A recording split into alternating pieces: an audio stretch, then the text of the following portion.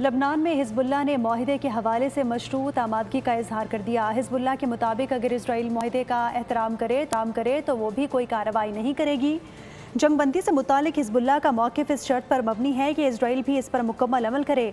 अरब media के मुताबिक Hezbollah के एक अहदेदार ने कहा कि ईरान और अमरीका के दरमियान माहिदे के ऐलान के बाद हिजबुल्लाह की जानिब से कोई कार्रवाई नहीं की गई। लबनान में हिजबुल्लाह ने माहिदे के हवाले से मशरूत आमादगी का इजहार कर दिया। हिजबुल्लाह के मुताबिक अगर इसराइल माहिदे का एहतराम करे तो वो भी कोई कार्रवाई नहीं करेगी। जंगबंदी से मुतालिक हिजबुल्लाह का मौक़िफ़ इस शर्त पर मबनी है कि इसराइल भी इस पर मुकम्मल अमल करे। अरब मीडिया के मुताबिक हिजबुल्लाह के एक अहदेदार ने कहा कि ईरान और अमरीका के दरमियान माहिदे के ऐलान के बाद हिजबुल्लाह की जानिब से कोई कार्रवाई नहीं की गई।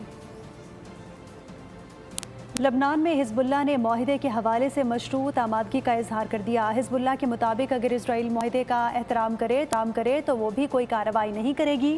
जंगबंदी से मुतालिक हिजबुल्लाह का मौक़िफ़ इस शर्त पर मबनी है कि इसराइल भी इस पर मुकम्मल अमल करे।